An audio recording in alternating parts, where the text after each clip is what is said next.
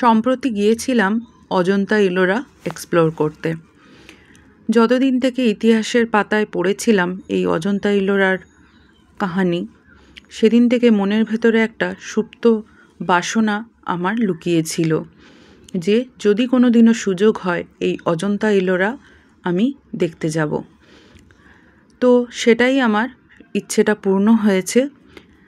এটা মহারাষ্ট্র থেকে ঔরঙ্গাবাদ জেলায় অবস্থিত। ঔরঙ্গাবাদ থেকে কিছুটা দূরে গেলে এই ইলোরা কেভস পড়ে। ষষ্ঠ শতক থেকে দশম শতাব্দীর মধ্যে এই ইলোরা কেভস তৈরি করা হয়েছিল। ইলোরার মধ্যে রয়েছে 34টি গুহা, যেটার মধ্যে মেনলি বৌদ্ধ, হিন্দু আর জৈন এই 3 ভাগে গুহাগুলো রয়েছে, যেটার মধ্যে বৌদ্ধদের রয়েছে 12টা গুহা, 17টা রয়েছে হিন্দুদের গুহা আর 5টা রয়েছে জৈনদের গুহা। তো এই কেভসগুলো এতটাই মোহময়, কারুকার্য এত সুন্দর যে দেখতে দেখতে হারিয়েই যেতে হয়। প্রতিটা গুহা যেন এক একটা জীবন্ত চিত্রের প্রতিচ্ছবি। সবথেকে আশ্চর্যের বিষয় হলো এই গুহাগুলো কোনো মেশিন বা যন্ত্রপাতি দিয়ে কাটিং করে তৈরি করা হয়নি। তৈরি করা হয়েছিল সাধারণ ছেনি, হাতুড়ি আর মানুষের পরিশ্রম দিয়ে।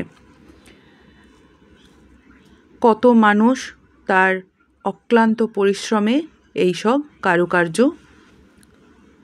তৈরি করেছিল। কি সুন্দর না? দেখো তোমরা, প্রতিটা দেওয়ালে, প্রতিটা জায়গায় কি সুন্দর পাথর কেটে কেটে তৈরি করা হয়েছে এইসব নকশা।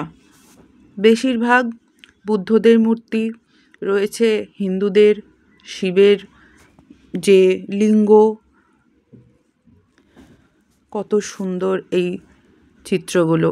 দেখো, আমি যতটা সম্ভব পেরেছি ক্যামেরায় তুলে ধরার চেষ্টা করেছি, এবং যাতে তোমরা যারা যাওনি, যাওয়া সম্ভব হয়নি, কোনো দিনও সুযোগ হলে অবশ্যই যেও, ঘুরে এসো।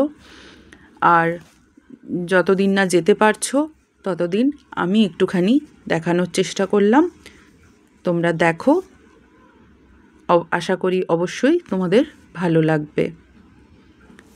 ওখানেও মানুষজন সবাই সেলফি তুলে, ছবি তুলে নিজেদের সব কিছু মনের ভেতরে, ফোনের মধ্যে সব স্মৃতি করে রাখতে চেষ্টা করছিল। আমরাও করেছি।